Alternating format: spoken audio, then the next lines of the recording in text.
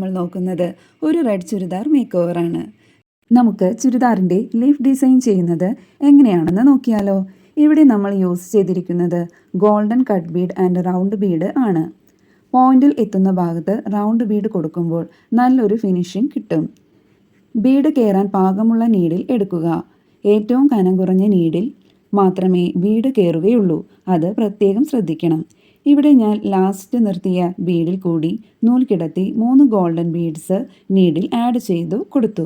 വീഡിയോയിൽ കാണിച്ചിരിക്കുന്നത് പോലെ കറക്റ്റ് ലീഫിൻ്റെ ഷേപ്പിൽ ഇതുപോലെ ബീഡ്സ് ആഡ് ചെയ്ത് കൊടുക്കണം.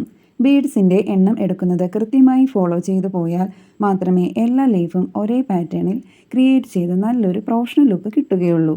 ലീഫിൻ്റെ ഷേപ്പ് ആകുന്നത് വരെ റിപ്പീറ്റ് ചെയ്ത് ബീഡ്സ് കൊടുക്കുക. ഈ റെഡ് ചുരിദാർ സ്റ്റിച്ച് ചെയ്ത് കഴിഞ്ഞ ശേഷമാണ് ബീഡ്സ് വർക്ക് ചെയ്തത്.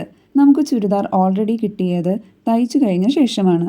ബോൾഡർ ഡിസൈൻ ചെയ്യുന്നത് കൊണ്ട് തന്നെ കറക്റ്റ് പ്ലേസിൽ എംബ്രോയ്ഡറി വർക്ക് വരണം. ചുരിദാർ നമ്മുടെ കയ്യിൽ പിടിച്ചു തന്നെയാണ് ഈ വർക്ക് കംപ്ലീറ്റ് ചെയ്തത്. പക്ഷേ വിചാരിച്ചതിലും സൂപ്പറായി ഔട്ട് കിട്ടിയിട്ടോ. കയ്യിൽ പിടിച്ചു ചെയ്യുമ്പോൾ താരതമ്യേന സ്പീഡ് വളരെ കുറവായിരിക്കും. കുറച്ചധികം എഫേർട്ട് വേണ്ടിവരും ഈ ഒരു വർക്ക് കംപ്ലീറ്റ് ചെയ്യാനായിട്ട്. ഒരു ലീഫ് കഴിയുമ്പോൾ സെൻറ്ററിൽ 4 റൗണ്ട് ബീഡ്സ് ആഡ് ചെയ്ത് ഒരു ലൈൻ ക്രിയേറ്റ് ചെയ്തിട്ടുണ്ട്. വീഡിയോയിൽ കാണിക്കുന്നത് പോലെ ഒന്ന് ട്രൈ ചെയ്ത് നോക്കണം കേട്ടോ.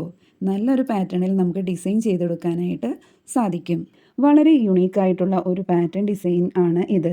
നിങ്ങൾക്കും ഇതുപോലെ ചുരിദാർ, ടോപ്പ് അല്ലെങ്കിൽ സാരി ബോർഡർ എല്ലാം ഇങ്ങനെ ഈസിയായി ചെയ്തെടുക്കാം. വെറൈറ്റി ഡിസൈൻ ആഗ്രഹിക്കുന്നവർക്കും AR ഗാലക്സിയിൽ ഡിസൈൻ ചെയ്തു തരുന്നതാണ്.